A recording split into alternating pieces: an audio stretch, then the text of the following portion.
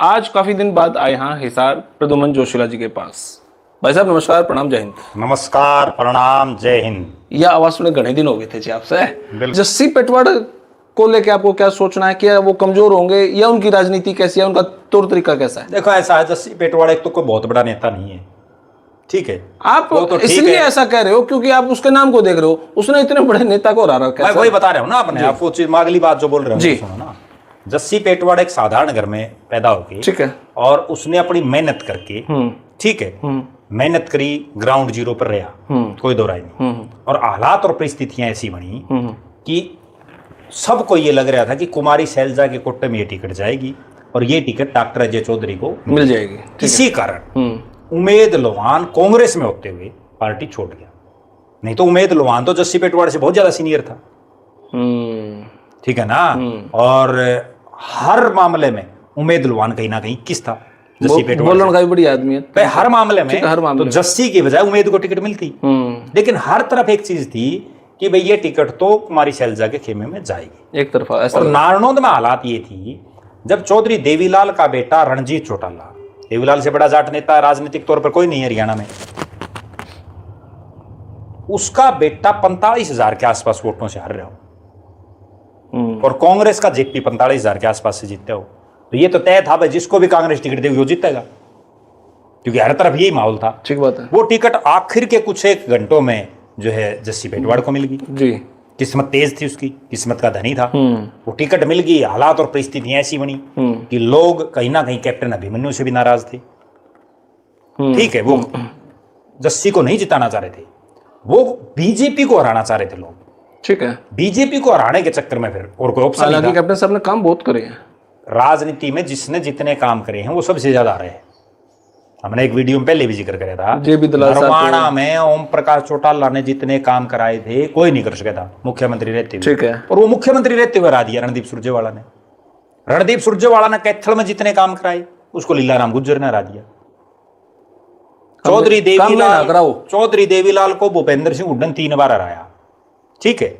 और उसके बाद भूपेंद्र सिंह हुड्डा को कैप्टन इंदर सिंह ने हरा दिया, जिसने कोई नहीं जाना था। जेपी दलाल ने कितने काम कराए, को आज तक नहीं करा सकता, हरा दिया लोगों ने।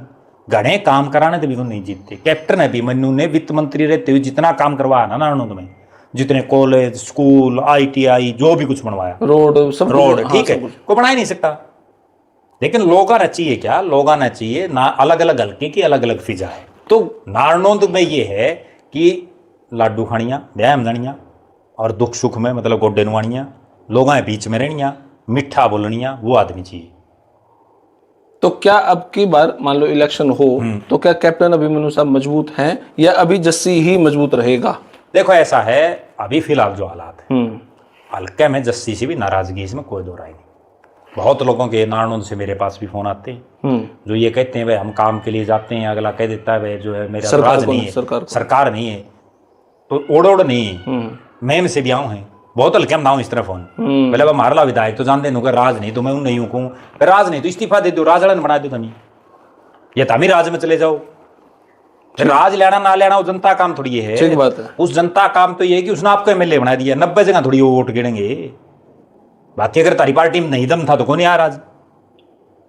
अब राज आने का तो 2 जरिए हैं। देखो जनता का काम कैसे हो, जो ये विधायक बोल रहे हैं राज नहीं है, काम कैसे कराऊं, यूं ही कहें तो काम कैसे हो, इसका मतलब राज से काम हो है। राज के 2 तरीके, या तो ये राज में जाऊं, ये इस्तीफा देके किसी राज आड़न जितवाऊं, 2 तो तरीके हैं, वो ये कौन सा कर नहीं रहे।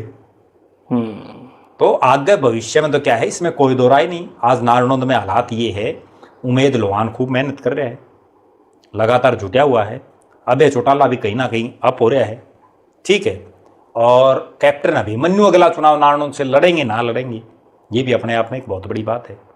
जस्सी पेटवाड़ को अगली बार टिकट मिलेगी नहीं मिलेगी ये भी अलग बात है, क्या पता ना भी मिले, क्योंकि इस बार भी एक रोड़ा है पूरे हरियाणा में कि 2 जो टिकटें बटी, नारनौंद और उकलाना, अगर ये पेटवाड़ और नरेश सेलवाड़, अगर ये 2 टिकटें इनको ना दे के शैलजा गुट को दे देते तो हरियाणा में राज आ जाता है ना, हर जगह चर्चा।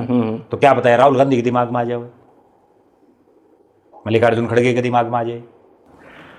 तब ये हमारे साथ प्रद्युमन जोशीला जी, इसके लिए तो बहुत बहुत धन्यवाद सर आपका। बहुत धन्यवाद जी।